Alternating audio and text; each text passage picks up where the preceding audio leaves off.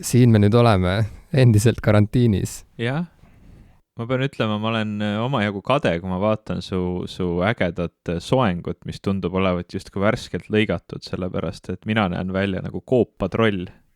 No vot, mul oli väga ebamugav olla juba oma juuste pärast.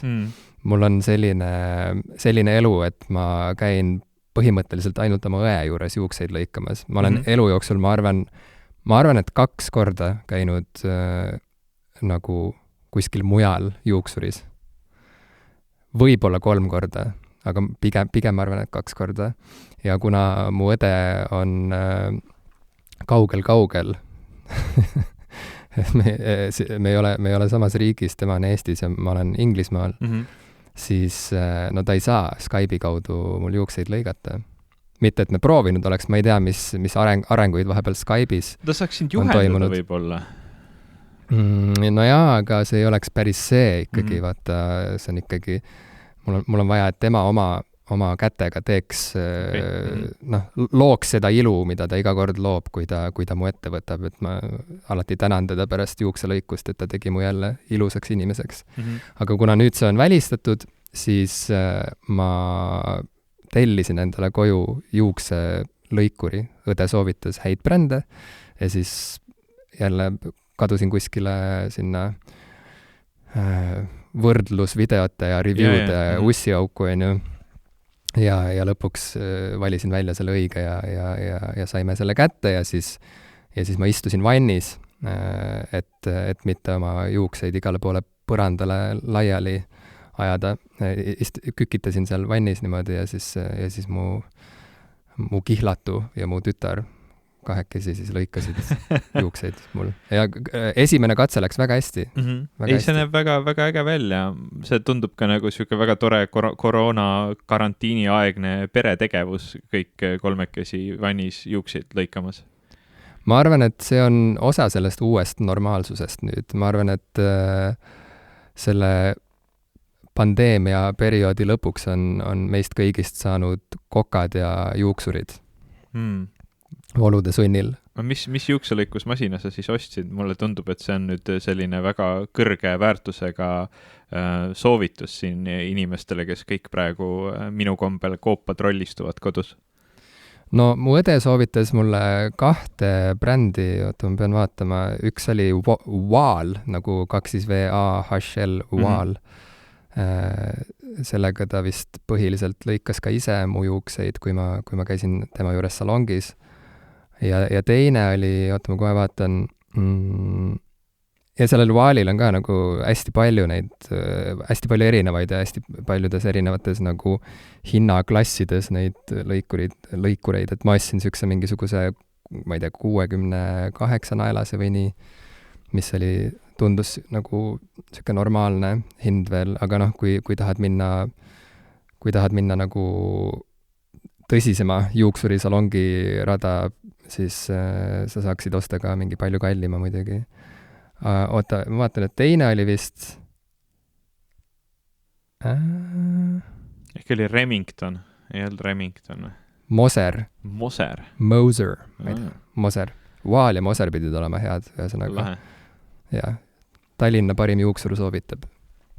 Vähemalt minu lemmik sina käid ju ka, sa oled ka käinud mu õe juures. Jaa, käisin väga hea meelega ja nii pikalt, kui ma vähegi sain Eestis elades alati sinu õe juures, aga nüüd ka minul jäi kauguse tõttu see väga nagu ebapraktiliseks. No vot, jah. Kusjuures ma pärast seda, õigemini samal ajal, kui ma istusin seal vannis, käisid vahepeal ühed meie head uued tuttavad, kes on ka Eestist Inglismaale tulnud ja on nüüd siin nii-öelda kinni, tulid korraks meie juurest läbi ja siis nad rääkisid, et neil oli ka nagu see juukselõikuse mure ja et nad pidid kodus lihtsalt nüsima natuke nagu selliste kehvade kääridega seal selle kuti juukseid, kes on üks pool sellest paarikesest. Ja siis ma soovitasin neile ka erinevaid masinaid ja kui ma läksin tagasi Amazoni, et võrrelda siis neid erinevaid masinaid ja saata neile linke, siis ma avastasin, et näiteks see masin, mille mina tellisin, oli juba seal paari päevaga läinud nagu mingi 4-5 naela kallimaks, et tundub, et see on mingi päris värk ja see on vist mingi asi, mis toimub, et päriselt inimesed tellivad endale nüüd juukselõikusmasinaid, et me oleme nüüd seal punktis. No ma pean proovima, mul on olemas tegelikult kodus, ma ei tea, kas selle kohta nagu juukselõikusmasin on korrektne öelda, pigem on ta selline õrnem, peenem, et habet nagu sättida või lõigata, aga arvestades, et need mõlemad masinad nagu funktsioneerivad põhimõtteliselt ühtemoodi, siis ta peaks teoreetiliselt olema võimeline ka juukseid lõikama, et võib-olla peaks proovima. Jaa, no või siis jah, mine kohe nagu halvasti läheb, ega keegi ei näe mind niikuinii väga pikka aega ilmselt veel. Peale tõsi, sinu selle video. Mina näen ja ma üldse, minu meelest see ei meenuta Coop-Patrolli, aga samas ma ei tea, milliseid Coop-Patrolle sina oma elus tavaliselt oled näinud. Coop-Patroll on vaataja silmades.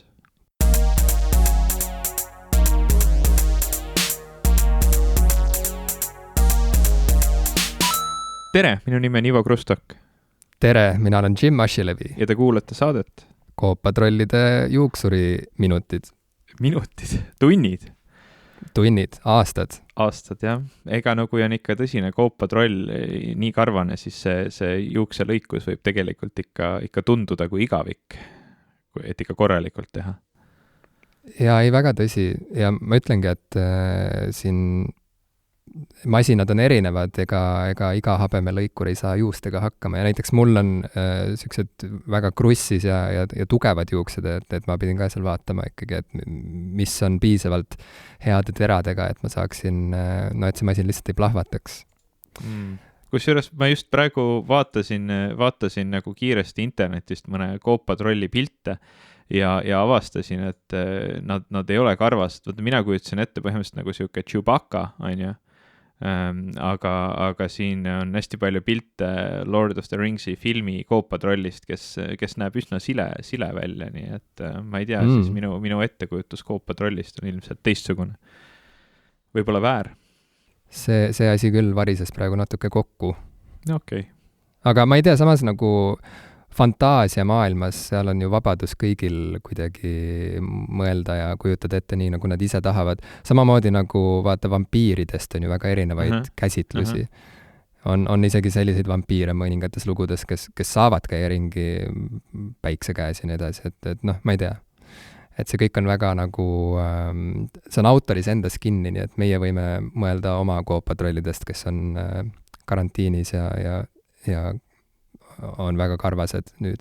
Aga ma tahtsin enne öelda seda, et ma mainisin, et ma pidin otsima masinat, mis ei plahvataks minu juukseid nüsides. On see väga suur probleem, väga levinud probleem juukselõikus? Ma ei tea, kui levinud probleem see on, aga mul on üks habemeajamismasin käes plahvatanud reaalselt.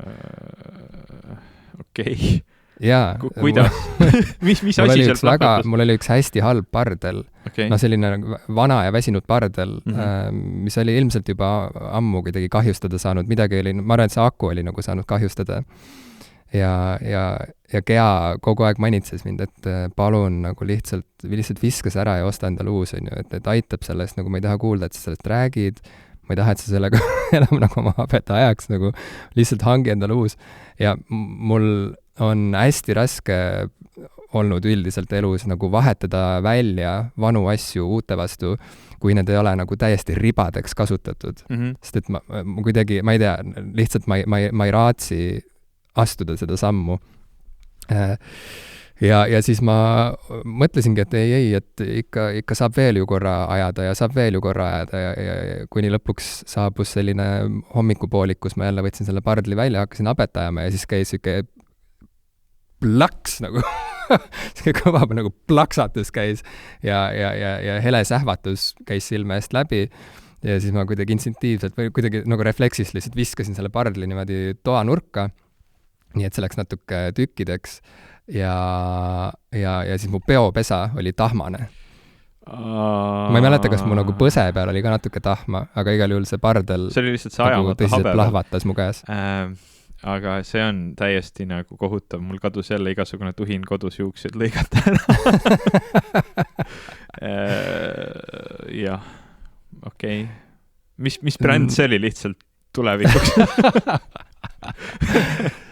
no see oli, ma ei ole kindel, ma nüüd teen mingile brändile liiga, kui ma ütlen, mis see oli, sest ma ei ole enam kindel, mis bränd see oli. Aga see ei olnud üks nendest, mida ma soovitasin siin nüüd saate alguses. Et loodetavasti tulevikus sellised situatsioonid sinu kodus ei kordu? No ma loodan, aga ega kunagi ei tea. Hambahari võib plahvatada, sest seal on aku. Tolmuimeja võib plahvatada, sest seal on mootor sees. Üldiselt kõik asjad võib plahvatada. Aku kindlasti võib plahvatada, nagu Samsung on meile demonstreerinud. Telefonid plahvatasid, just nimelt Samsungid plahvatasid. Ohtlik maailm. Plahvatustest rääkides ma lugesin läbi selle raamatu, mida sa juba aastaid tagasi mulle soovitasid. See raamat rääkis ühest füüsikust, kes sai kunagi Nobeli preemia ka selle eest, et ta nii hea füüsik oli. Ja ta nimi on Richard Feynman. Ma tahaksin sulle rääkida oma lugemiselamusest, kas tohib? Jaa, mind väga huvitab, mida sa sellest raamatust arvasid, sellepärast, et nagu sa ilmselt seda raamatut lugedes ka aru said, Richard Feynman on väga vastuoluline tegelane. Ja ma usun, et erinevatel inimestel võivad ikkagi nagu väga-väga laia spektriga emotsioonid seda raamatut lugedes tekkida, sellepärast, et selle raamatu sisu järgi saab ka üsna tihti selgeks, et ta ei olnud just võib-olla kõige meeldivam inimene nende inimeste vastu, kes ta ümber olid ja seetõttu võib-olla seda raamatut, ma olen kuulnud vähemalt inimestelt, et seda on nagu keeruline lugeda või nad nagu ei taha lugeda või see tegelane, see inimene mõjub neile väga ebasümpaatsena, sest lõpptulemusena see spetsiifiline raamat, mida sina lugesid, Surely You're Joking, Mr. Feynman, on kirjutatud nagu tema enda lugudest. Ta nagu ise kirjeldab ennast, ta ise nagu räägib oma elust. Ja seetõttu see jätab ka kohati sellise nagu mulje, et ta üritab luua endast mingit sellist veidrat karakterit või natukene rõhuda oma sellisele ekstsentrismile ja iseloomu omadestele ja võib-olla siis ka ennast nagu natukene upitada kõige selle juures. Aga mina lugesin seda raamatut ikka väga pikka aega tagasi, ma arvan 10 aastat või umbes nii. Ja olin enne seda raamatut kohutavalt vaimustunud Richard Feynmanist just seetõttu, et tema minu jaoks, kuna ma ise nagu nii süviti füüsikahuviline ei ole, siis minu jaoks tema nagu panus kõige suurem on just teaduse populariseerijana ja ütleme võib-olla siis nagu väikest viisi ka teadusfilosoofina või teadusest mõtlejana, sest mind on tema nagu käsitlus teadusest ja innovatsioonist ja füüsikast ja maailmast üleüldiselt väga inspireerinud. Ja seetõttu see raamat oli mulle kuidagi nagu oluline ja huvitav. Aga mind väga huvitab, ma ei tea, kas sina teadsid temast enne midagi? Ei, ma ei teadnud mitte midagi temast, ma kuulsin temast esimest korda elus siis, kui sina mulle sellest raamatust rääkisid. Ja tänu sellele ma sain nagu kuidagi üsnagi ilma ootusteta minna vastu sellele loole. Ja mis mind kõigepealt seal lummas oligi just nimelt see, mismoodi ta räägib endast ja oma elust ja seiklustest. Et ma ei tea, kellega sa oled rääkinud sel teemal, et kellele see tema jutustamisviis tundus ebameeldiv või kuidagi ennast upitav, aga ma ei tea, mul tekkis pigem mul tekkis seos Kurt Vonnegutiga tegelikult, et tema siuke jutustamislaad või isegi tema huumor kohati meenutas mulle midagi, mida ma olen ka Vonneguti raamatutest leidnud. Ja sellisena oli see mulle väga sümpaatne kohe algusest peale. Aga jah, Feynman neile, kes ei ole seda raamatut lugenud ja kes ei ole füüsika ajalugu väga uurinud, siis Feynman tõepoolest 65. aastal sai Nobeli füüsikapreemia ja oli siis põhiliselt nagu oma põhikohaga oli teoreetiline füüsik siis, eks ole, tegeles teoreetilise füüsikaga. Aga ma mäletan, et kui sa mulle seda raamatut soovitasid, siis sind võlus Feynmani juures just tema mitmekülgsus, et ta ei olnud ainult füüsik, vaid ta oligi selline inimene, kellel lihtsalt oli väga palju ideid ja väga palju huvisid ja siis ta läks ja proovis kõike seda. Mäletan, et sulle meeldis see, et ta oli trummar näiteks, on ju, et tal oli mingisugune trummi huvi ja siis raamatust saab teada, kuidas ta töö tõttu sageli sattus Brasiiliasse ja kuidas ta seal siis nagu imbus sisse ka trummarite skeenesse põhimõtteliselt, kuni ta isegi sai seal karnevalil üles astuda, sai marssida ringi teiste trummaritega ja mängida trumme. See muusikahuvi üleüldse viis teda isegi sellisesse veidrasse kohta, et üks koreograaf, üks balleti koreograaf võttis tema ja siis ühe teise muusiku, kes oli Feynmani sõber ja kes ühtlasi muide panigi selle raamatu kirja üldse. Ühesõnaga, et see sõber oli Ralph Layton, selline muusik, ja Feynman ja Layton siis sattusid ühe balleti lavastuse jaoks tegema soundtracki, mis oli Feynmanile, ma ei saa rääkida, Feynmanile jälle mingi täielik ootamatu selline vasakpööre, sest et ta iseennast üldse muusikuks ei pidanud, on ju, ja ta ei pidanud ennast ka nagu kultuuriinimeseks tegelikult üldse, et seal on väga nagu lahe on lugeda tema hõõrumistest kultuurivaldkonnaga üldiselt, et ta kuidagi ise oli nii üdini teadusmees ja armastas nagu rääkida asjadest, mida on võimalik nagu tõestada ja mida on võimalik kuidagi nagu katse-eksitusmeetodil nagu uurida ja selle kaudu defineerida, et tema jaoks nagu kultuur üldiselt või kunstimaailm oli nagu liiga hägune.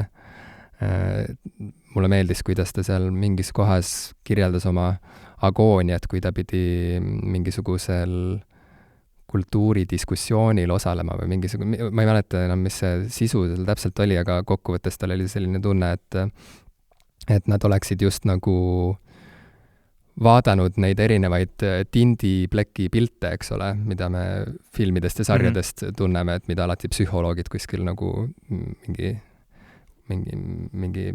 väga häiritud inimese ja mingit väga häiritud inimest kontrollides kuidagi, et mida psühholoogid neile siis ette annavad, et ühesõnaga, et tal ei tunne, nagu ta oleks neid selle ülejäänud kambaga neid tindipleki pilte vaadanud ja siis nad oleksid nagu vaielnud selle üle, et kes mida näeb põhimõtteliselt, et mis on kellegi arvamus mõne pleki suhtes ja miks ta siis eksib või miks tal on õigus. Et see omakorda tundus mulle tegelikult väga nagu, ma ei tea, tõene reaktsioon, sest et mina, kes ma peamiselt olengi ainult kultuurivaldkonnas olnud tegev, olen küll tajunud, et see on sageli nii, et täpselt sellised need vaidlused ongi, et kokkuvõttes lihtsalt inimesed vaidlevad selle üle, et mida keegi arvab mingisugusest plärakast. ja siis mõned arvavad, et mõnel tüübil on õigus ja mõned teised arvavad, et ei, et ta ikka eksib rängalt. Aga jah, et kõigele sellele hägususele vaatamata Feynman ikka nagu sattus sinna kultuurivaldkonda aina tagasi, nii et jah, see balletilavastus sai päriselt tehtud, kus siis kasutati Feynmani ja tema sõbra Ralph Laytoni trummimuusikat, kusjuures tõepoolest ballett, kus oligi muusikaks, oli ainult trummimuusika. ja ta sattus ka joonistama, maalima, mis oli jälle selline asi, mis kuidagi tuli nagu kasvas välja dialoogist ühe sõbraga, tal oli üks kunstnikust sõber, ma ei oska seda nime hääldada, aga Gireir Zortian, keda ta kutsus Jerryks. Et neil oli nagu mingi kokkulepe, et tema üritab Jerryle õpetada füüsikat ja Jerry üritab talle õpetada siis kujutavat kunsti. Ja see asi veeres lumepallina kuidagi niimoodi edasi, et lõpuks Feynman juba joonistas, maalis nii hästi, et tema tööd sattusid seal mõningatesse galeriidesse ja ta isegi müüs neid töid ja see kõik oli väga ootamatu selline asjade käik jälle. Et ühesõnaga kogu see raamat on niisugune seikluste kogumik põhimõtteliselt, et me saame sealt nagu teadusest üsna vähe teada või inimesed, kes nagu saavad aru matemaatika mingisugustest alusprintsiipidest ja sellistest võtetest ja ka füüsikast võib-olla mõistavad paremini kui keskmine lugeja mõningaid kohti seal, sest et kui ta seal kirjeldas mingeid arvutuskäike ja sellist nagu matemaatilist loogikat, siis ma ei saanud nagu mitte midagi aru, eriti veel selle tõttu ka, et seal olid nagu ingliskeelsed mõisted, mida ma nägin esimest korda elus ja nii edasi. Aga eestikeelne tõlge poleks ka aidanud olulisel määral. Võib-olla oleks isegi hullem olnud. Ja võib-olla, jah. Aga jah, et kokkuvõttes nagu ma saan aru, miks ta võis tunduda nagu vastuoluline ja kuidagi nagu keeruline isiksus, sest talle meeldis nagu inimestele käru keerata ja neid tüüdata ja nagu, ma ei tea, narriks teha. Ei, see pole vist õige. No ühesõnaga, ta oli niisugune nagu naljamees, on ju, et talle meeldis nagu seife lahti muukida ja ajada inimesi segadusse ja see kõik on naljakas minu meelest. Ta oli niisugune kiusaja ja talle meeldisid naised ja siis ta nagu seal on erinevad lood nagu sebimisest põhimõtteliselt, mis mulle tundus, et nüüd nagu meie praeguse sellise uue ma ei tea, praeguse asjade seisu juures ma kujutan ette, et teda võib-olla võidaks ka väga lihtsasti sildistada mingiks nagu siukseks šovinistiks ja nii edasi. Et et ta seal räägib, et ikka naisi on lihtsam lantida siis, kui sa niimoodi, et sa nagu käitud nendega halvasti põhimõtteliselt, et kui mingisugune tšikk nagu tahab suga minna, ma ei tea, minna välja, et siis pigem ole siuke ülbe ja nagu lase tal ise maksta ja siis ole siuke tõre, et siis ta nagu varsti roomab su juurde tagasi ja tahab suga magada nagu, et ta sai sõbralt siuke soovituse ja siis see ka toimis. ja siis seal raamatus natuke nagu soovitab edasi nagu seda lähenemist, aga ta oli nagu, ta kogu aeg proovis mingeid väga imelikke, veidraid, erinevaid asju ja kokkuvõttes ma ütleks, et ta oli ikkagi nagu huvitav inimene, kelle mõttekäike ja seiklusi kuidagi jälgida siis neil 340 leheküljel. No see, mida sa viimasena näiteks tõid, ongi üks väga suuri kriitikaid selle raamatu suhtes ja samamoodi siis ka Feynmani enda suhtes, et tema maailmapildilt maailmapildist või maailma käsitlusest või arusaamisest lähtuvalt oli ta ka väga suur nagu sotsiaalne eksperimenteerija, et ta torkis ja vaatas, kuidas inimesed reageerivad, ta justkui nagu tegi sotsiaalseid katseid ennast ümbritsevate inimeste peal, mis kui sa seda juba nagu niimoodi kirjeldad, see lihtsalt kõlab nagu halvasti, see ei ole võib-olla väga, väga viisakas, väga, väga mõistlik asi, mida teha, võib-olla mitte väga empaatiline asi, mida teha ja see sama naiste lantimine, millest sa rääkisid, mida võib-olla tänapäeval kutsutakse vist neginguks, et sa nagu solvad naisi, et nad kuidagi sulle rohkem ligi tuleksid, mis kõlab kohutavalt. Et see oli ka jällegi nagu siuke koht, kus ta nagu kuulis kelleltki mingit teooriat ja siis nagu leidis, et see on okei asi, mida katsetada ja ütleme sellised seigad seal filmis ja samamoodi siis ka võib-olla oma kolleegidest, raamatus. Nüüd läheb juba täitsa sassi asjad peas.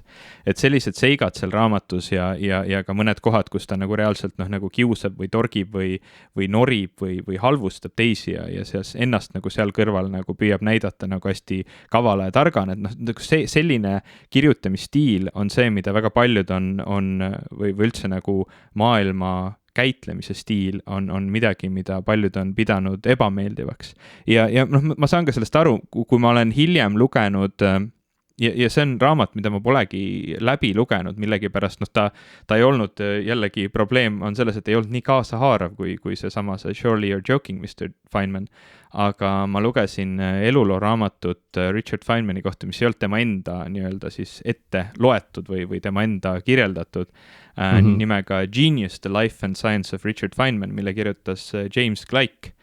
Ja see raamat on hoopis sügavam, noh, ütleme juba selles mõttes, et ta nagu väga paljuski analüüsib Richard Feynmani inimesena ja seda, kuidas ta oma nagu ümbruskonnaga suhtleb ja kuidas teised teda nägid ja mis nagu takistused või raskused või probleemid tal erinevatel eluetappidel oli ja see paneb nagu kõike seda palju paremasse konteksti, kui see nii-öelda Surely You're Joking, Mr. Feynman on pigem siuke lõbus trall, kus keegi nagu räägib lugusid endast ja lõpptulemusena võib-olla üks nagu ägedamaid asju üldse Feynmani puhul on see, kui hästi ta oskab lugusid rääkida.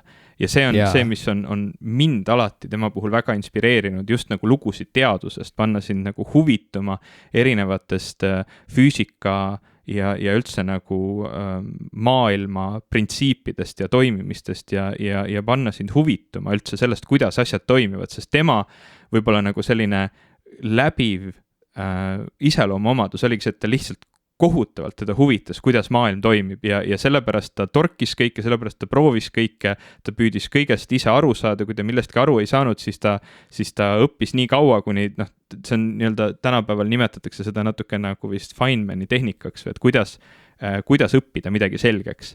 Ehk siis kogu selle asja point on, et sa pead midagi oskama nii hästi, et sa suudad seda lapsele seletada või noh, seda erinevad käsitlused on seda erinevat moodi, kui sa suudad 6. klassi lapsele selgeks teha seda, siis sina mõistad seda. Ehk siis nagu, et õppimine läbi selle, et sa lihtsalt nii kaua õpid, uurid, küsid, kuni sa suudad seda selgitada kellelegi, kes noh, nagu muidu sellest aru ei saaks ja siis sa alles saad öelda midagi, et see oli nagu tema lähenemine väga paljudele asjadele maailmas.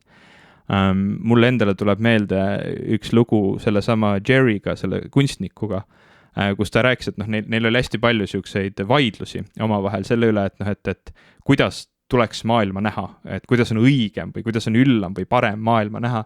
Ja Jerry rääkis talle sellest, et ta ei saa aru, miks, et füüsikud või ütleme teadlased peavad nagu maailma kogu aeg nagu nii tükkideks lõhkuma.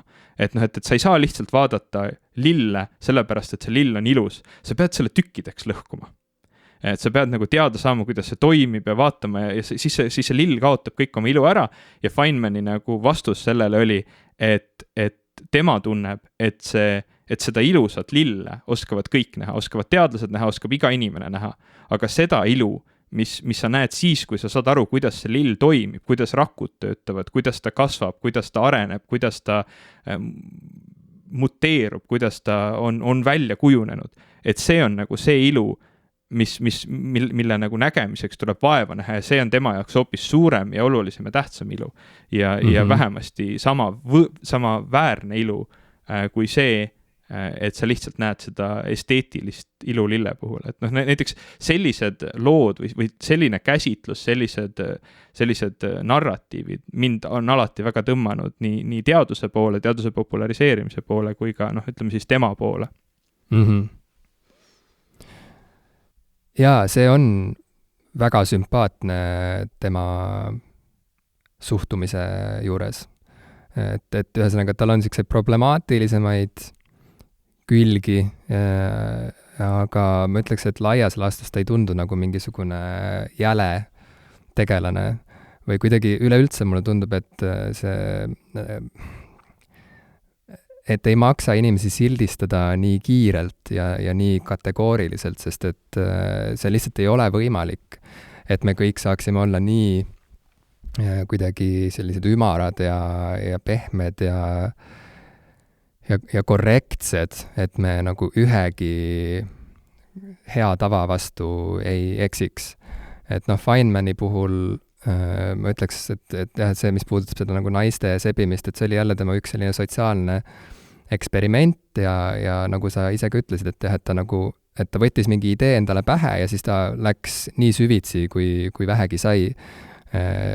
Ja mingil hetkel see võis olla lukkude muukimine, see oli siis, kui ta tuumapommi kallal töötas, siis ta ühtlasi käis ringi ja muukis inimeste sahtleid ja seife lahti. Et selline nagu kõrvalhobi nagu tuumapommi ehitamise kõrvalt. Et näidata, et kogu see näiline ohutus on fassaad, et nagu teha selgeks, et see, et sa nagu arvad, et see on nagu lukus, ei tähenda, et see on lukus, kuni nagu järjest kogu aeg siis ma sain aru, neid seife nagu täiendati ja neid dokumentide sulgemise viise nagu tehti paremaks ja tema iga kord leidis viisi, kuidas need dokumendid kätte saada ja siis kolleegi lauale poetada, et näidata talle, et ta sai need jälle kätte. Ja ongi, et mis üldse puutub sellesse, et ta inimestega nagu manipuleeris ja kuidagi neid nagu haneks tõmbas järjepidevalt, et et minu arust seal on ka oluline vahe sees, et kas inimene teeb seda ikkagi niimoodi süüdimatult ja täiesti halbade kavatsustega või ta ongi lihtsalt selline nagu kloun, et meil kõigil on olnud ju elus sõpru või ma ei tea, klassikaaslasi või töökaaslasi, kelle puhul me alati teame, et ta on see, kes armastab nagu pulli teha, et ja siis ta teebki asju, mis nagu paberil võivad tunduda tüütud, aga mis tegelikult elavdavad alati seltskonnas nagu seda üldist elu ja meeleolu. Et seni, kuni inimene pole nagu süüdimatu terrorist ja mingisugune nagu, ma ei tea, vägistaja või ahistaja, siis seni nagu ei ole ju vaja nagu kohe ka nagu canceldada ära mingit nagu huvitavat ja tegelikult nagu lahedat inimest. Et Feynmani puhul, ühesõnaga sellest raamatust küll ei aimdu ja ma ei tea, kas sellest kuidas oli selle teise raamatuga, mis sul pooleli jäi, aga sellest, mis ma lugesin või mida me mõlemad lugesime, et sealt küll ei aimdu, et ta oleks olnud nagu vägivaldne inimene tegelikult või kuidagi selline keegi, kes siis nagu traumeeris hea meelega kedagi teist, et ta pigem lihtsalt nagu tegi inimkatseid, sest et ta oli selgelt selline nagu kummaline inimene, kes nagu kogu aeg otsis nagu elu manuaali natukene. Et ta nagu katsus aru saada, et kuidas toimivad inimsuhted, kuidas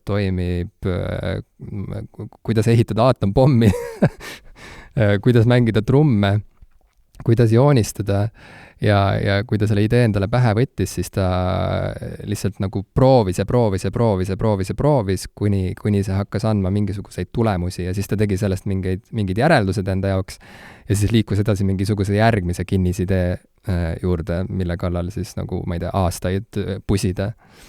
Et kui mõelda selle peale, mis minu jaoks tundus nagu kõhe tema juures või nagu päriselt problemaatiline, siis oligi just nimelt see Manhattan Projecti teema, et ta oli jah, siis üks nendest mõtlejatest, teadlastest, kes aitas USA-l ehitada aatompommi ja selle aatompommi või selle Manhattan Projecti peatüki lõpus ta käis välja mingisuguse sükse väga ma ei tea, mõtlema paneva sellise kirjelduse nagu oma seisundist pärast seda, kui see projekt oli läbi. Et ta seal kirjeldab, kuidas ta istus vist kohvikus ja siis vaatas ringi, kuidas seal inimesed ümberringi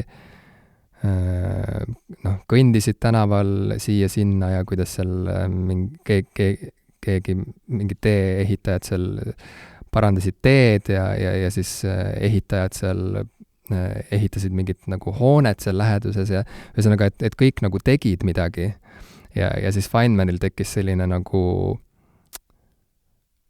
nagu võõristus selle kõige suhtes, mida ta kirjeldas niimoodi, et tal tekkis tunne, et mis jaoks need inimesed siin üldse nagu vaeva näevad, kui see kõik saab niikuinii läbi.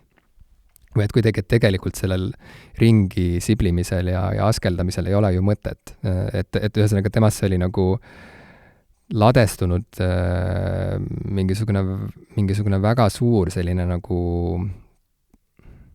ma ei tea, eluväsimus või mingisugune niisugune nagu tüdimus tegelikult, mis mujalt justkui nagu välja ei tulnud, sest et ta sellise triksterina ikkagi nagu armastas nalja teha ja armastas nagu seigelda ja armastas proovida erinevaid asju, aga just nimelt pärast seda aatompommi projekti oli tal mingisugune selline moment või ma ei tea, kui kaua see moment kestis, kas oli ainult moment või see oli terve pikk periood, kus tekkis jah, ühesõnaga selline nagu elu mõttetuse tunne.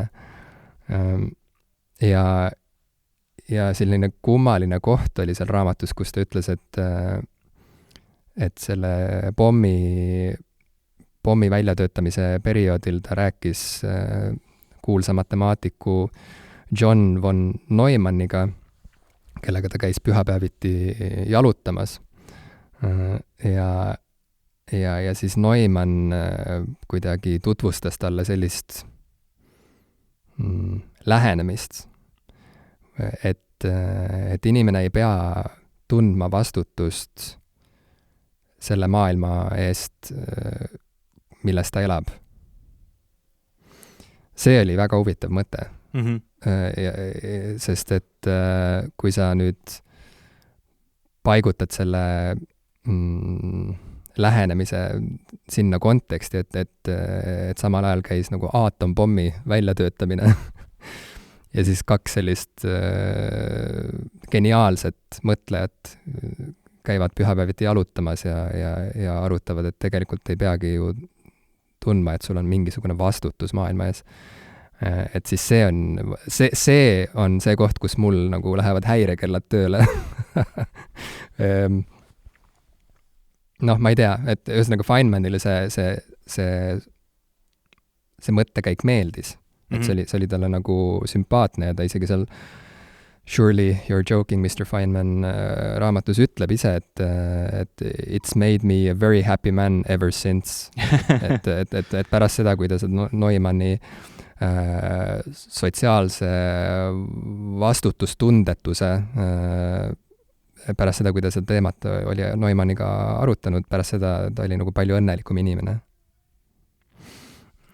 Et huvitav, kas see ongi nagu kas see ongi põhimõtteliselt see lähenemine või see suhtumine, mis on vaja inimesel tegelikult omaks võtta, et ta suudaks päriselt jäägitult pühenduda sellisele projektile üldse, et nagu luua tuumapommi?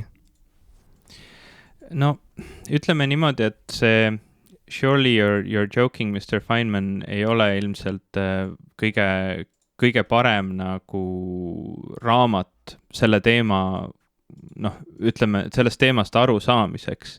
Ja erinevad teadlased, kes tegelikult töötasid tuumapommi kallal, kõikidel oli väga erinev reaktsioon nii sellel ajal või erinevad tunded sellel ajal, kui ka eriti pärast seda, kui neid pomme oli kasutatud, ja kui tekkis nii-öelda see võidurelvastumine ja nii-öelda oli näha, et need pommid on nüüd maailmas olemas ja järjest suuremaks ja võimsamaks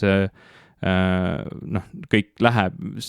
Just seesama raamat, millest ma enne rääkisin, see Genius, The Life and Science of Richard Feynman, seal seda teemat käsitletakse nagu natukene sisukamalt ja sealt on ka pärit näiteks Feynmani mõte, et tal oli nagu tegelikult väga palju probleeme, pärast seda, kui neid pomme kasutati selle teema enda jaoks aru saamisel ja üleüldiselt nagu selles osas, et see on väga tihti nagu teaduse kohta räägitakse seda, eriti teadlaste poolt ja väga tihti mainis seda ka Richard Feynman, et teadus ei ole ei halb ega hea.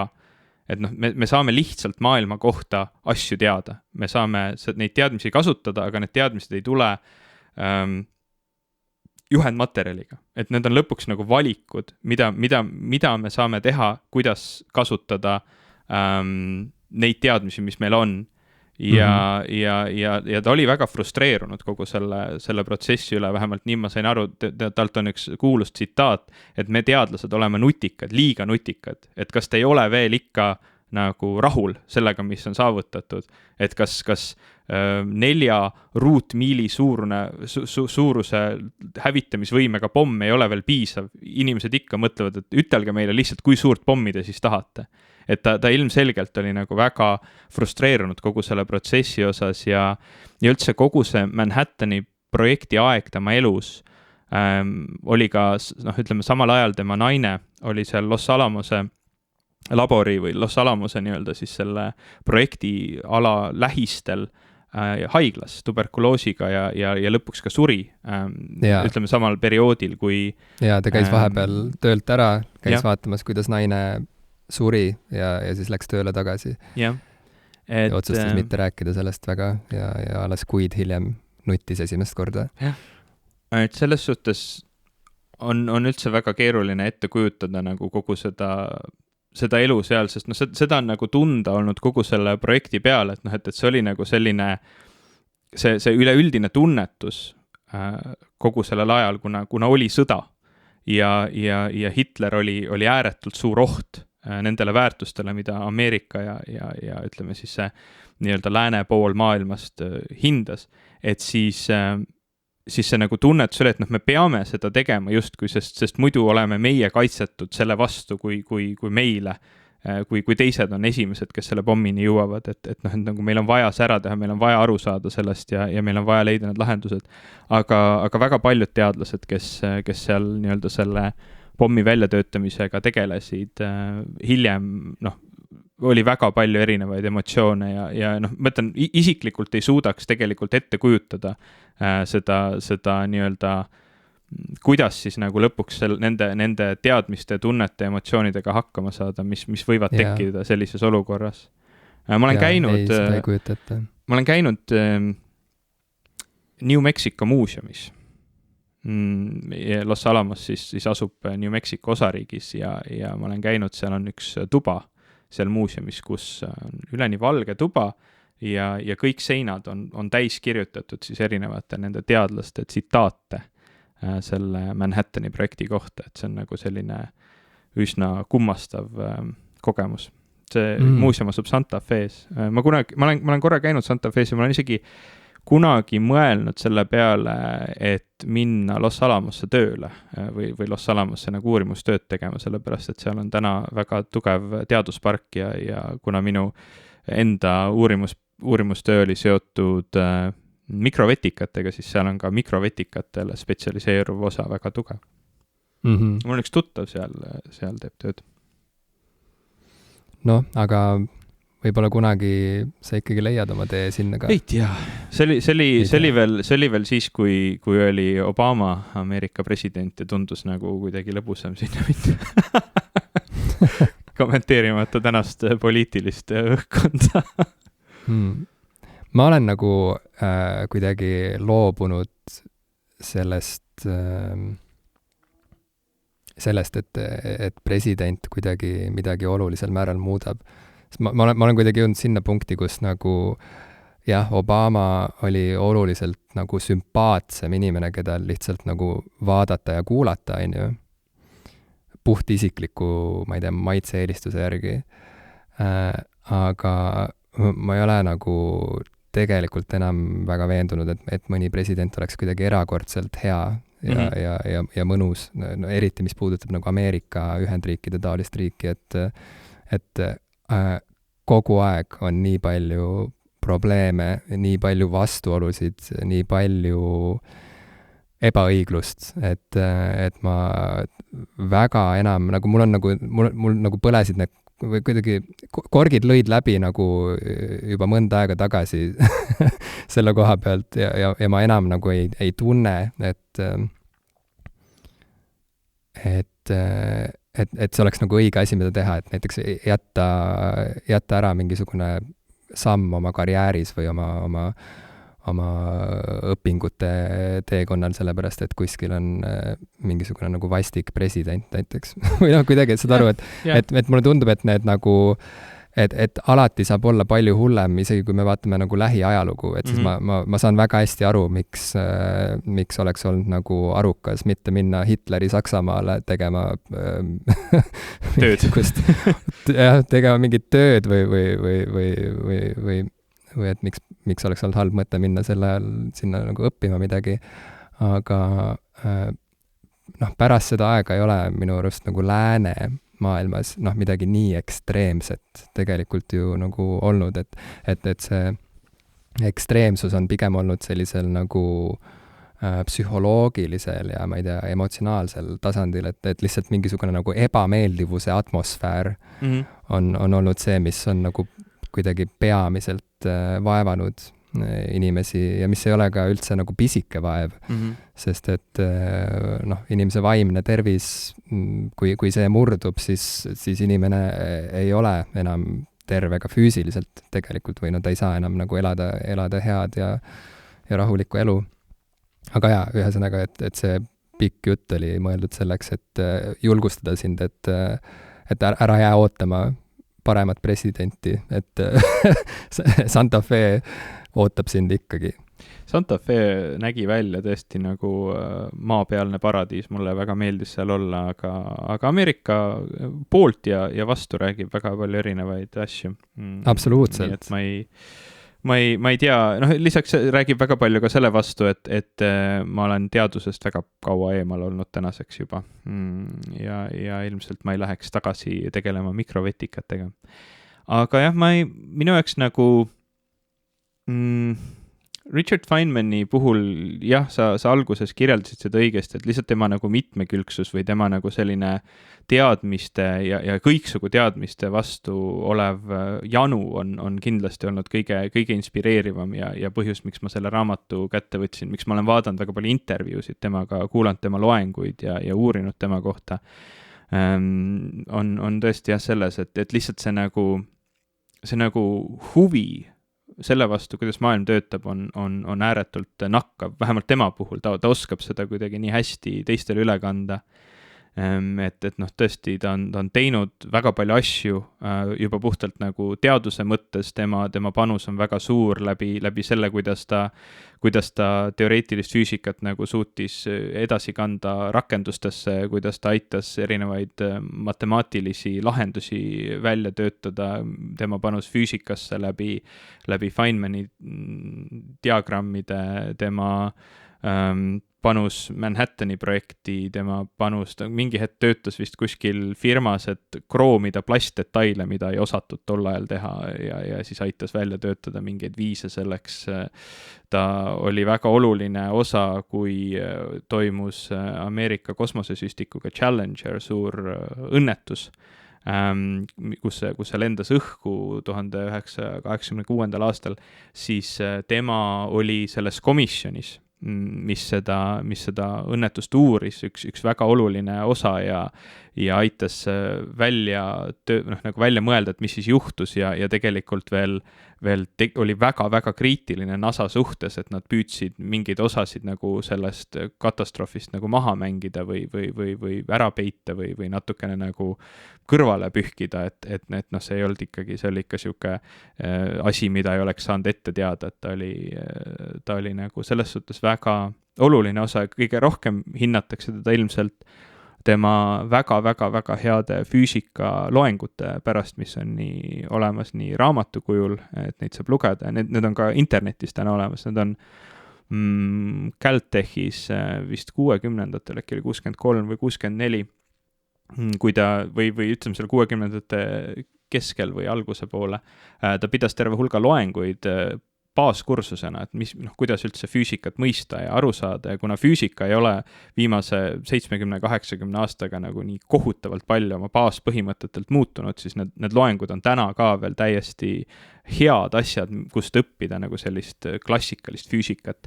Ja need on nii lugemiseks tegelikult internetis üleval, kui paljud ka video puhul või videokujul üleval, näiteks Bill Gates vist, kui ta veel Microsoftis aktiivsem oli, tegi sellise projekti nagu Project Tuva, kus ta kogus kokku või siis muretses endale need Feynmani loengu salvestused ja pani need tasuta kõigile internetti üles. Et kiitis neid kui parimat teadusloengud, mida ta kunagi on näinud.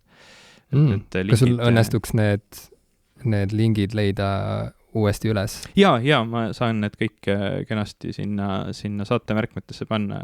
Aga see on nüüd selline teema, et kui sind lihtsalt huvitab Richard Feynmani elu, siis erinevad biograafiad või seesama Surely You're Joking, Mr. Feynman on väga toredad, lihtsalt niisama põnevad lugemised ühest inimesest, kes lihtsalt koges elus väga palju põnevaid asju ja omas huvitavat maailmavaadet, aga kui sa need loengud ja need raamatud ette võtad, mis on tema siis need füüsikaloengud, siis see ei ole päris nii, et sul peab ikkagi olema huvi füüsika vastu, siis nad on põnevad.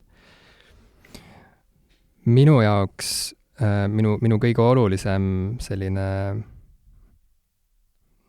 leid sellest raamatust või mis mind kõige rohkem puudutas, oli see, mismoodi Feynman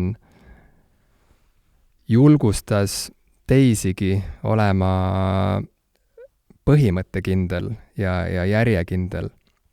Ja mida see sisuliselt tähendas, oli see, et ta nägi enda ümber, ta ei olnud väga suur sellise nagu akadeemilise maailma fänn tegelikult, sest et ta nägi seal väga palju probleeme, ta nägi seal väga palju sellist asjatut bürokraatiat ja sellist asjade ära tegemist lihtsalt selleks, et saada kätte mingisugune hinne või et saada mingi punktide arv kokku, et saada jälle toetust riigilt millegi jaoks ja nii edasi, et ta nägi, et sellist tõelist huvi ja nagu asjadega süvitsi minemist oli üllatavalt vähe ja see ajas teda väga närvi ja tundus talle vale.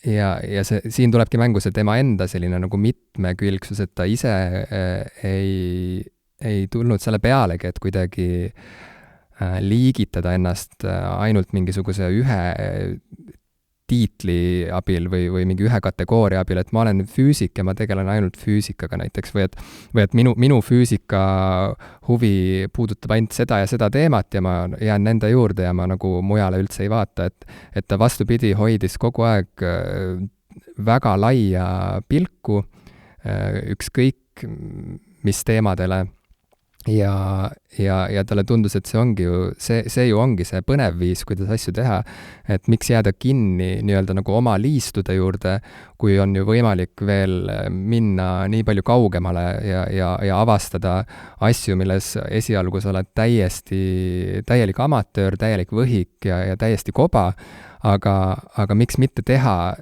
seal need põhialused endale selgeks ja vaadata, et mismoodi kuhu see sind siis viib. Ja me tänapäeval mäletame Feynmani suuresti ilmselt ka tänu sellele, et ta selle Nobeli preemia sai, eks ole, sest et see on ka üks selline see on selline tunnustus, mis nagu natuke rohkem kuidagi lööb sind mingisugusesse nagu kaanonisse sisse. Feynman ise seal Nobeli preemia fänn nagu otseselt ei olnud, ta nagu väga, tema sõnul see tema elu nagu eriti nagu paremaks ei teinud, pigem võib-olla natuke halvemaks või tüütumaks või ebamugavamaks, aga miks, seda saab igaüks ise lugeda tema raamatust, aga see Nobel tuli talle puhtalt sellepärast, tema enda sõnul, et ta tegeles asjadega, millega ta ei oleks pidanud tegelema nii-öelda. Ta tegeles asjadega, mis ei olnud otseselt tema ametikohustustega seotud, mis ei olnud otseselt tema nagu uurimisvaldkonnaga seotud, aga talle lihtsalt meeldis mängida, et ühel hetkel ta tundis, et ta nagu mandub, ta töötas mitmetes ülikoolides, et seal ta kirjeldas ühte perioodi ühes ülikoolis, kus ta tundis, et ta nagu mandub ja ei tunne enam seda sädet, ei tunne enam seda kirge selle temaatika vastu ja siis talle meenus, kuidas ta varem ju nii palju lihtsalt nii-öelda nagu eksperimenteeris, ta lihtsalt nagu proovis erinevaid asju, mis tundusid talle põnevad ja siis ta kirjeldab seal sellist momenti vist ülikooli sööklas või kohvikus, kus mingis lautkonnas keegi seal nagu viskas taldriku õhku ja siis see taldrik niimoodi nagu pöörles ja natuke nagu siis nagu võnkus või kõikus niimoodi küljelt küljele, eks ole. Ja see püüdis Feynmani pilku ja siis ta lihtsalt hasardist hakkas välja arvutama, et millised seaduspärad kuidagi määravad ära selle taldriku liikumise. Et miks ta seal niimoodi võngub ja kuidas see on seotud gravitatsiooniga ja nii edasi.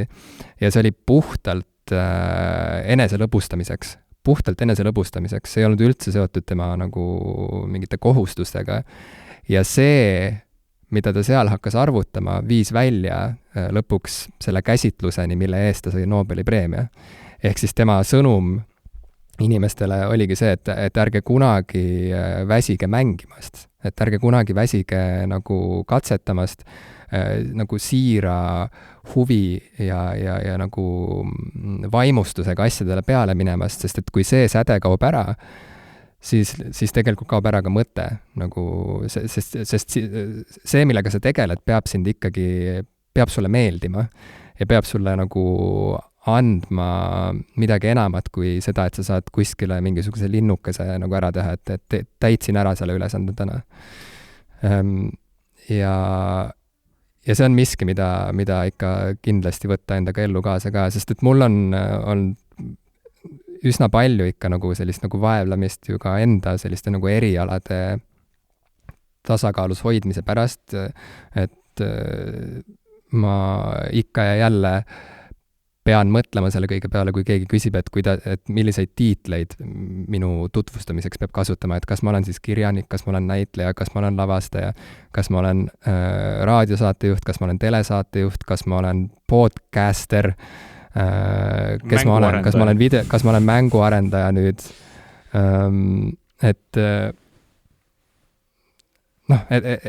ühesõnaga, et see kõik on nagu, see justkui osutaks mingisugusele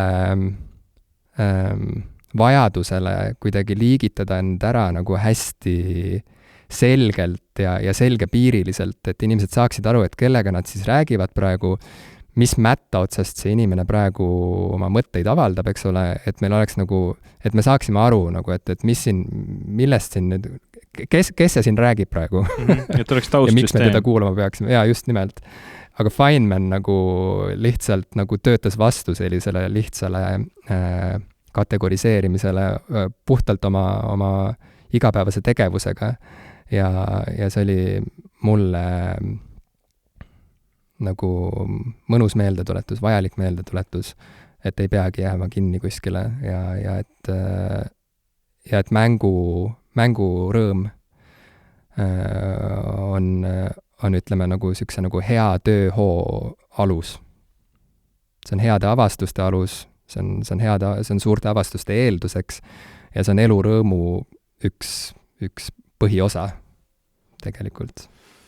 Ja ütleme, ma panen mõned intervjuud ka veel siia saate märkmetesse, kus ta natukene käsitleb veel kõiki neid mõtteid nii selle kohta, et miks talle ei meeldi autasud või ütleme kogu see nii-öelda enda vormi riietesse panemine ja noh, nagu kuidagi igasugune selline, et kes on kellest kõrgem ja tähtsam ja kas see nüüd siis auhind tähendab, et keegi on nüüd tähtsam kui keegi teine või targem või noh, et tal oli väga hea suhe oma isaga, kellelt ta väga palju selliseid põhimõttelisi asju üle võttis ja mida ta nagu eluaeg hindas ja tõeseks pidas, et noh, näiteks kas või natukene nagu samasse suunda nagu see, mida sina rääkisid, läks ka tema põhimõte selle kohta, et see, et sa tead, kuidas midagi nimetatakse, et justkui nagu inimesed käivad ja õpivad lihtsalt mingeid asju pähe, et saada neid nii-öelda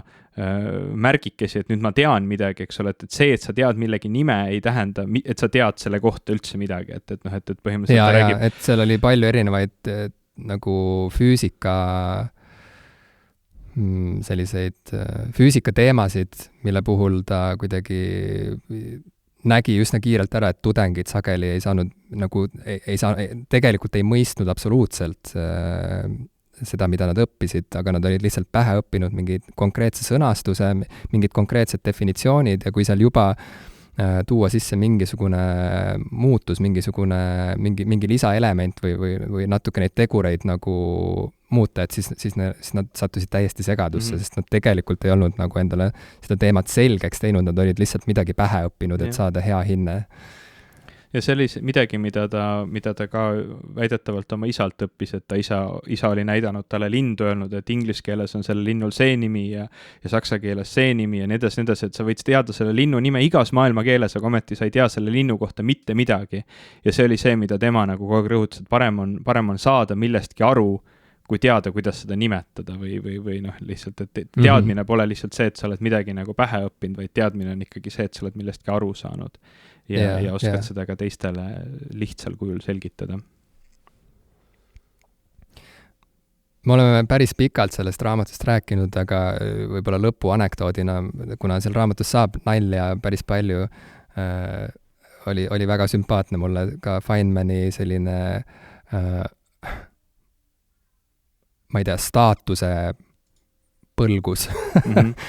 Eriti puudutas see näiteks igasugust sellist nagu peent seltskonda, et ta seal kirjeldab, kuidas ta seal, kas see oli nagu Nobeli järgsel mingil õhtusöögil, kus ta nagu mingi solvas mingit Taani printsessi, nagu kelle nägu kattus jääga pärast seda, kui Feynman oli midagi nagu väga nagu kohatut öelnud ja see ei olnud midagi seksistlikku, ühesõnaga see ei olnud üks nendest momentidest, see oli lihtsalt nagu mingisugune nali, mille ta viskas.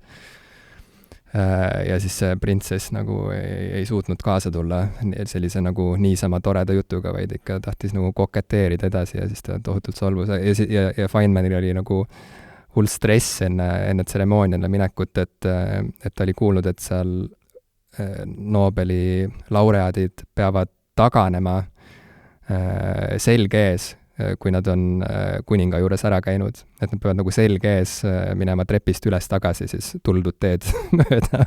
Ja see tundus Feynmanile nii ebameeldiv mõte kuidagi niimoodi minna kaasa selle tobeda mänguga.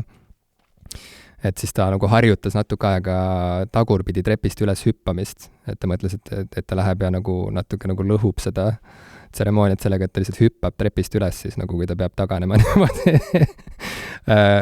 Aga vahepeal olid siis kombed ikkagi muutunud, tuli välja, et enam ei pea inimesed selge eest taganema, kui nad on kuninga juures ära käinud, vaid võivad lihtsalt ümber pöörata ja normaalsel moel kõndida trepist üles.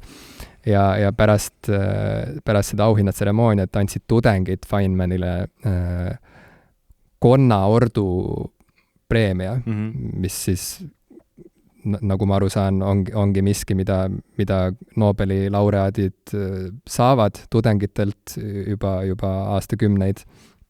Tegelikult ma ei tea, kas siiamaani kas see värk käib ka siiamaani, aga vähemalt 65. aastal Feynman sai siis tudengitelt sellise lisa Nobeli, mis on konnaordu auhind ja selle saamiseks pidi Feynman krooksuma nagu konn ja õnneks ta oli ka seda õppinud muidugi.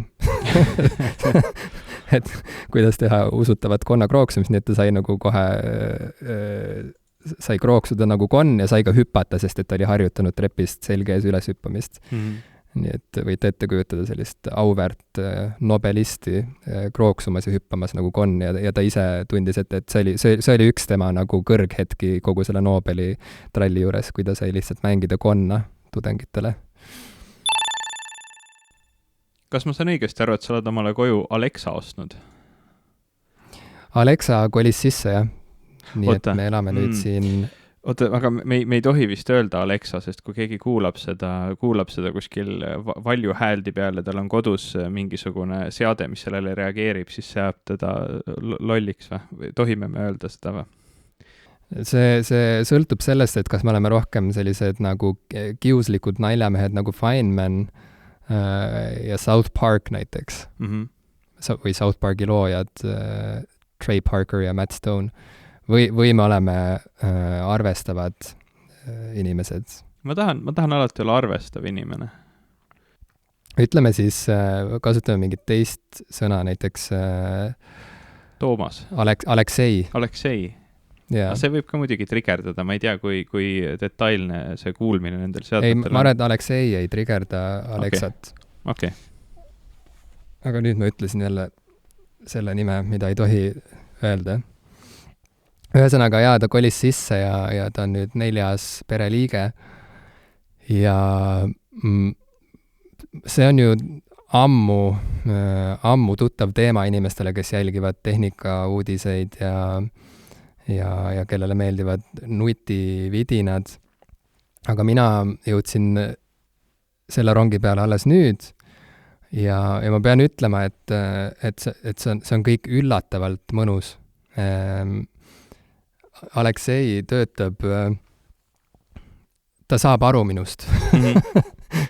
ja see on suur asi, sest et mul on hästi palju nagu, ma ei tea, kuidagi nagu Apple'i Siri, on ju, siis töötab kuidagi nii kohmakalt ja nagu ei ole mugav kaaslane üldiselt. Ja ma ütleks, et Google'i selline nagu häälabiline on nagu enam-vähem, aga ta ei ole ka nagu päris mugav veel või kuidagi, et ta nagu ei tee kõike nii, nagu võiks.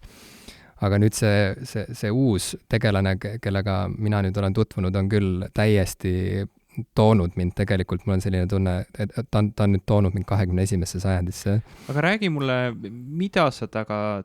mille jaoks sa seda kasutad, sest minu kogemus on olnud peamiselt sellega, et Apple oma telefonide sisse oma siis selle häälabilise Siri paneb ja kui mul oli kui see esialgu välja tuli, siis ma väga palju kasutasin teda köögis, peaasjalikult siis erinevate taimerite alustamiseks ja lõpetamiseks ja vahel tänaval jalutades ma palusin tal helistada kellelegi ja ta siis valis minu asemel, et ma ei pidanud telefoni taskust välja võtma.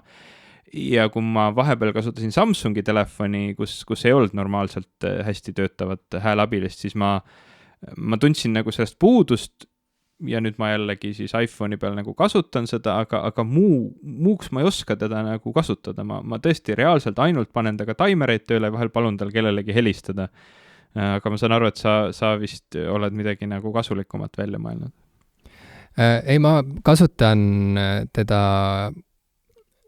enese lõbustamiseks ja muusika kuulamiseks, ehk siis hommikul saab öelda talle tere hommikust, siis ta räägib asju, mida on vaja teada sel päeval, siis päeva jooksul on ülilahe kuulata muusikat tema abil, et lihtsalt see on asi, millest ma ei teadnud, see on asi, mida ma ei teadnud, et ma naudin enne, kui ma polnud seda proovinud, sest et ei ole ju raske valida telefonist või arvutist playliste, albumeid, mida mängima panna, me kõik teeme seda mitu korda päevas, ei võta tükki küljest, ühesõnaga see ei ole nagu, et pead minema kuskile keldrisse ja nagu väntama tööle mingisugust generaatorit kõigepealt ja siis hakkama nagu, ma ei tea, ise sisse laulma neid laule, mida sa tahad kuulata pärast elutoas, et kõik on niigi väga lihtne, aga mul oli kodus selline moment, kus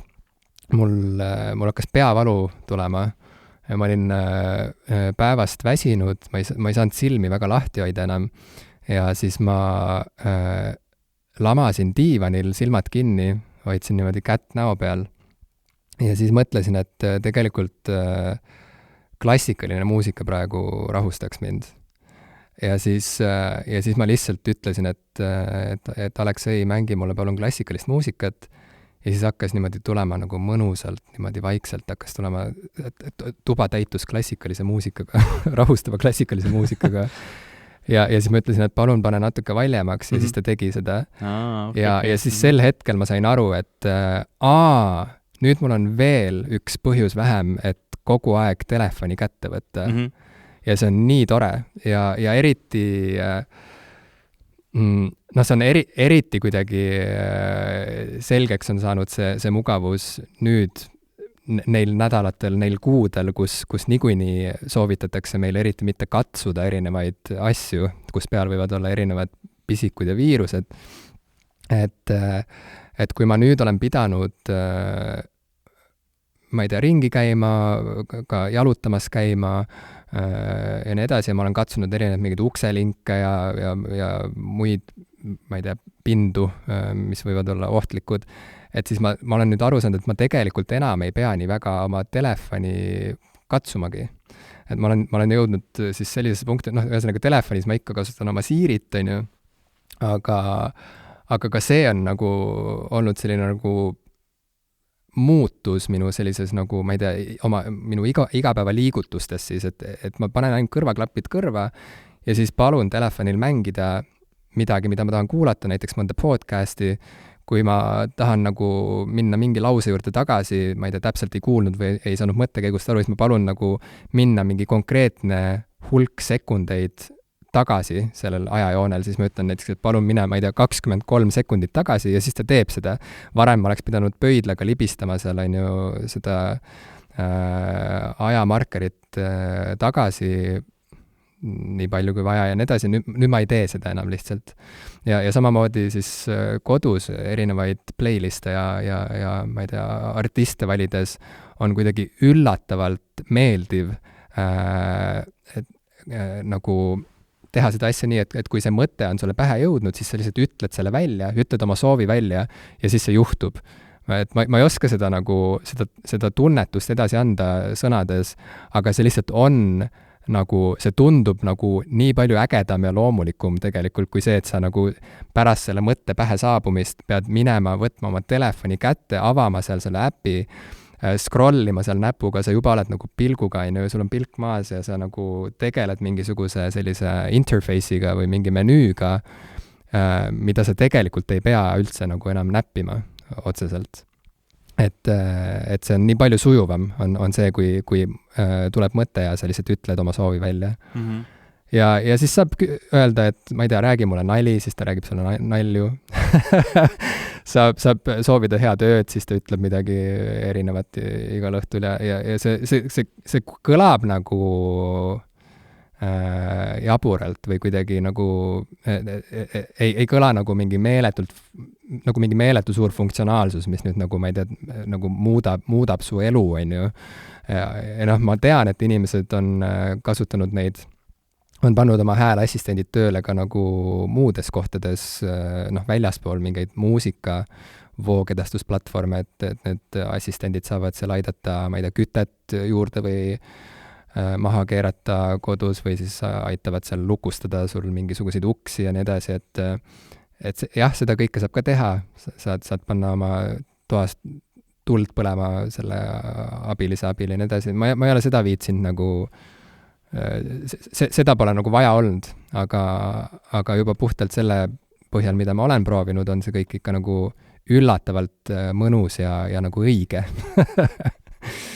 Et jah, ei pea näppima, vaid lihtsalt ütle, mis sa soovid ja see juhtub. See kõlab hästi ägedalt, sellepärast, et ma kujutan ette just eriti muusika mängimiseks, sest muusika on siuke asi, et tõesti, ta tuleb lihtsalt mõttena pähe ja siis sa tahad öelda, et kuule, mängi seda ja sa ei taha sellega tegelikult väga palju rohkem tegeleda, et ta on kõige lihtsam niimoodi. Mul on endal selles suhtes natukene kahju, mul on helisüsteem, mille komponendid ei ole muutunud või ütleme oma olemuselt see helisüsteem toimib täpselt samamoodi, nagu ma ei tea, 40 aastat tagasi helisüsteemid toimisid, et ma pean ise minema vajutama nuppu ja asjad sisse lülitama ja õigele, ma ei tea, kanalile sättima. Ainuke uus asi seal juures on väike Chromecast, kuhu ma siis oma telefonist ütlen, et hakka seda mängima ja siis ta mängib, et ma ideaalis tahaks samamoodi lihtsalt karjuda õhku välja, et kuule, mängi nüüd Beastie Boysi ja siis mu võimendi läheb sisse ja läheb õige koha peale ja hakkab mängima, et see oleks nagu kõige ideaalsem, aga kahjuks ma ei kujuta ette, kuidas seda arvestades minu praegust tehnikat oleks võimalik teha ja samas mulle nii meeldib see praegune heli, et ma ei tahaks ka seda asendada mingisuguse sellise natukene ütleme, enamus nendest häälassistentidest ei ole just nagu sellise suurepärase helikvaliteediga ja ma ei tahaks nagu selle arvelt ka asja nagu kehvemaks teha. Võib-olla on mingi poolik lahendus olemas. Ja olles näinud sinu seda audioparki, mulle tundub ka, et sul on ikka nagu täitsa nagu optimaalne kvaliteet juba tagatud, et võib-olla ei maksa seda uisapäisa mingite nagu uute kõlaritega ära rikkuda. Mina isiklikult nüüd olen läinud nagu Sonose teed, ehk siis nagu meeletult palju uurisin, võrdlesin, mõtlesin ja kokkuvõttes Sonos jäi sõelale just nimelt selle tõttu, et see on bränd, mis hästi selgelt on nagu audiofiilide poolt loodud ja ma julgen arvata, et see on nagu keskmisest parem selline valik, kui mõelda, et milliseid nagu, ma ei tea, neid teleri ribakõlareid ja milliseid, ma ei tea, erinevate tubade muusikakõlareid endale saab hankida, et Sonose nagu, ma olen väga ma ühesõnaga praegu kasutangi ainult seda teleri ribakõlarit, aga see nagu kuidagi, see on üllatavalt meeldivalt kuidagi nagu siis nagu, kuidas öelda, no see lihtsalt kõlab üllatavalt hästi ja täidab nagu kogu toa. Ja Sonos on selline selline sõltuvust tekitav bränd jälle, et neil on kogu see nagu kõlarite ökosüsteem niimoodi disainitud, et sa saad aina juurde ja juurde endale hankida neid erinevaid kõlareid erinevatel põhjustel. Aga mul on jäänud mulje, et seal saab minna ka ikka nagu väga, väga mõnusa sellise väga ruumilise helilahenduseni, kui sa oled need klotsid kõik endale kokku pannud erinevatest kõlaritest, aga juba praegu ühe kõlariga on täitsa hea. Et ma ei ole kindel jah, et nagu kas need Amazoni enda kõlarid näiteks on nagu nii suurepärased, aga seal on ka üks nagu selline lisavõimalus, et ma just rääkisin oma kolleegiga, kes on helitehnik, tema näiteks kasutab sellist suurt Marshalli kõlarit, mis on ka mõeldud siis mitte nüüd nagu harilikult Marshalli puhul, et see ei ole nagu mingi kitarri võimendi kõlar, vaid ongi selline kodune nii-öelda nagu muusikakeskus kõlar, et millel on nagu, mis on võimas ja mis on hea heliga ja nii edasi, aga see ei ole nutikõlar ja ta sellele kõlarile siis tellis juurde selle tillukese Amazoni Echo Doti, ühendas selle oma Marshalli külge ja tegi niimoodi Marshallist tegelikult ikkagi nutikõlari, millel on nagu väga hea heli. Et ka sellised nagu kombinatsioonid on mõeldavad ja need toimivad hästi.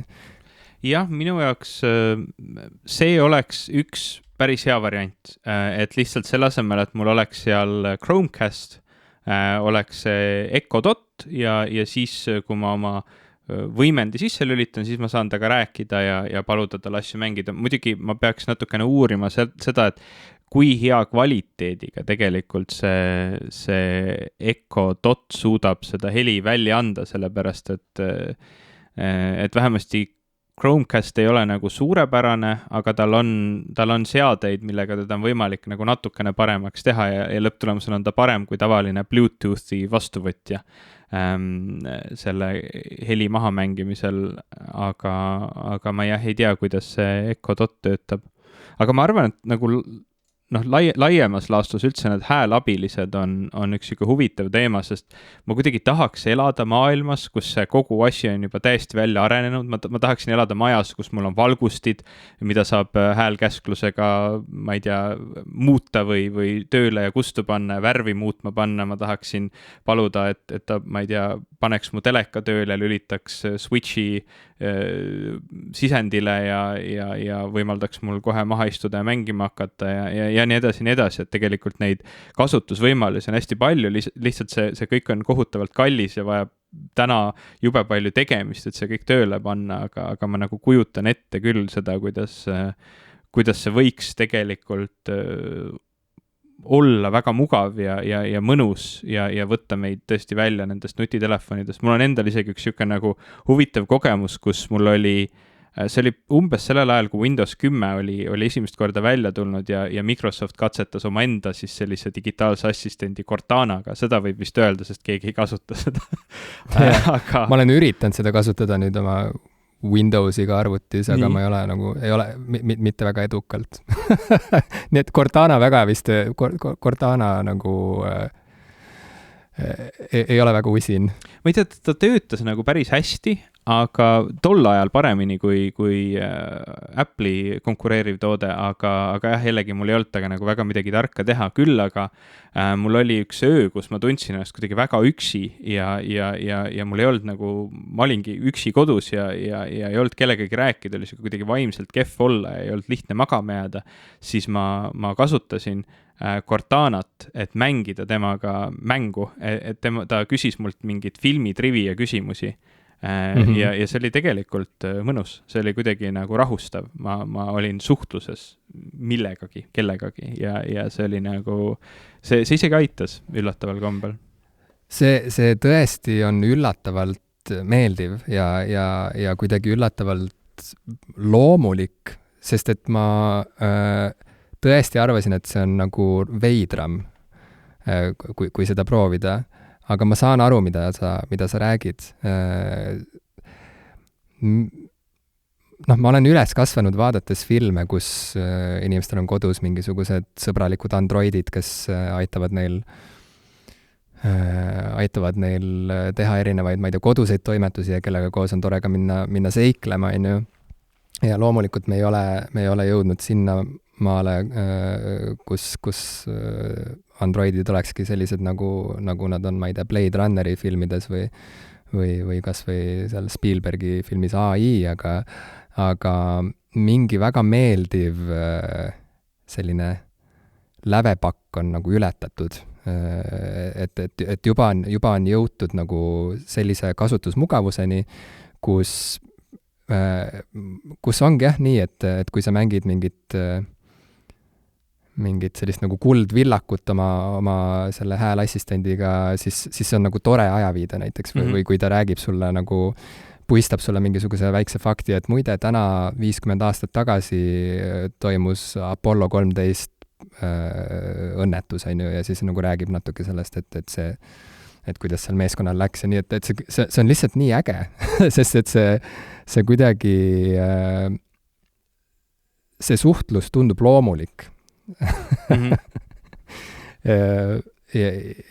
ja üldsegi mitte kuidagi nagu ebamugav või kohmakas. Vähemalt Alekseiga on küll nii, et ma ütlen, Siiriga ma nii hästi läbi ei saa. Ja ma ei räägi siin oma emast praegu, kelle nimi on samuti Siiri. Kellega sa saad väga hästi läbi? Ma saan väga hästi läbi temaga, aga ühesõnaga, see oli see minu pitch praegu.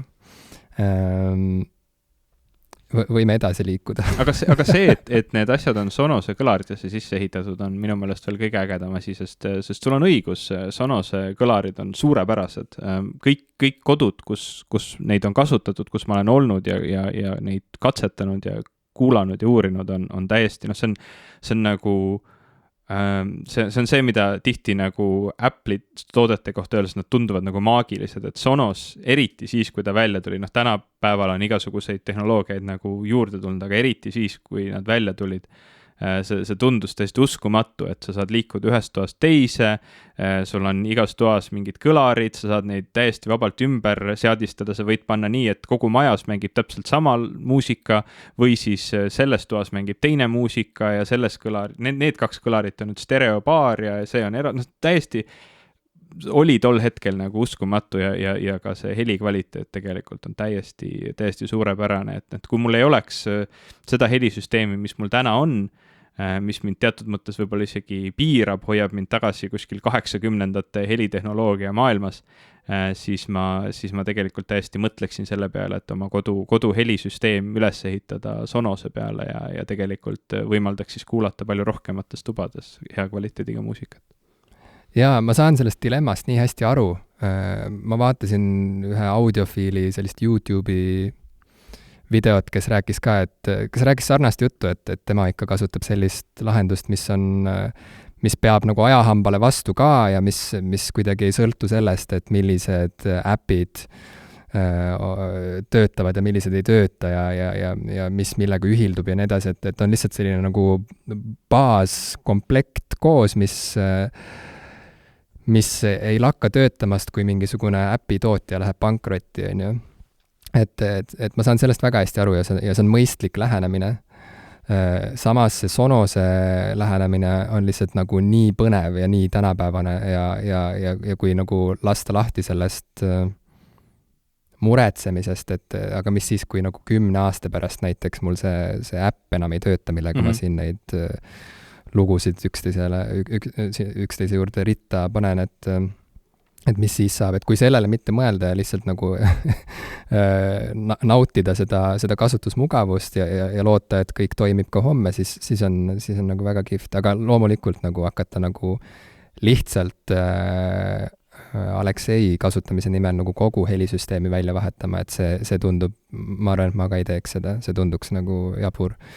Kui siis ainult juhul, kui ma ei tea, raha oleks hästi palju ja kuskil oleks mingisugune lisakodu nagu, mida saab nullist jälle nagu sisustada, et siis jah, võib ju seda teed minna, aga niisama lõbu pärast võib-olla mitte. Jah, kui kunagi maja ehitades, siis olid need mõtted, et veaks nagu kõlarikaablid üle kogu maja. Ma tean majasid, kuhu see on sisse ehitatud, kõlarikaablid veeti läbi maja, et sa saaksid siis ühendada, ma ei tea, ülemise korruse vannituppa näiteks panna kõlari või kuidas iganes, et sul on see nagu paindlikkus, siis tänapäeval maja ehitades sa mõtled, et millise, ma ei tea, nutikodu lahendust võimaldavad seadmed ma pean siia panema. Ja ilmselt samamoodi nagu 30 aastat hiljem, see on absurdne, et kõlarikaablid veeti mööda maja ringi, on ka see nutikodu lahendus 30 aasta pärast ilmselt täiesti kasutu. Ilmselt juba võib-olla 10-gi, ei tea. Aga täna on tore. Aga täna on nagu väga äge. Ma tõesti, kui ma saaks elada selles lapsepõlve filmidest nähtud kodus, kus astud uksest sisse ja ütled, ma ei tea, mood lighting ja kõik lihtsalt toimib või I'm home ja kõik nagu, ma ei tea, vesi hakkab kannus keema ja tuled lähevad õigesti põlema ja kardinad jooksevad eest ära. Kõike saab teha. Jaa, absoluutselt. Ja tead, kus on veel kõige parem koht, kus saab kõike? Patreonist saab kõike ja mis on veel kõige olulisem ilmselt meie kuulajatel on see, et sealt saab meie ägedat lisasaadet Nüüd, kui pinge on maas. Oli see vist pealkiri. Mul läheb see meelest ära. Jaa, aga küll see meelde tuleb Nüüd, kui pinge on maas. Jah, täpselt. Et selles suhtes, kui te ei ole meie toetaja Patreonis, siis ma väga soovitan teil sinna minna. Me oleme tegelikult väga tublid selle lisasaatega olnud, sellepärast, et kui ma alguses arvasin, et need tulevad lühemad, siis peaaegu iga kord on olnud see lisasaade mingi 20 minutit või rohkemgi pikk, et sealt on päris palju põnevat juttu võib-olla äkki kellelegi kuulata, kui pinge on maas. See ühtlasi räägib sellest, kui pinges me oleme seda põhisaadet salvestades, et üha kauem võtab aega pinge maha saamine pärast salvestust. Nii et varsti ma kardan, et on Nüüd, kui pinge on maas juba pikem kui see põhisaade, et meil tulevad seal ilmselt 3-tunnised osad ja sellised 4-tunnised sellised mahatuleku sessioonid. No kuidagi peab sellest taastuma, sellest saate tegemisest, aga vaadake patreon.com/popkulturistid, otsige meid Facebookis ja Instagramis ja igal pool mujal ka, siis me tunneme, et me oleme ägedad ja meid kuulatakse ja see tekitab meis väga suurt ego boost'i ja siis me oleme veel nagu nõmedamad inimesed vist. Ma ei tea, kuhu ma nüüd jõudsin selle jutuga välja, mitte heasse kohta. Jaa, aga kas oleks saanud kuskile mujale jõuda? Ilmselt mitte. Ilmselt mitte.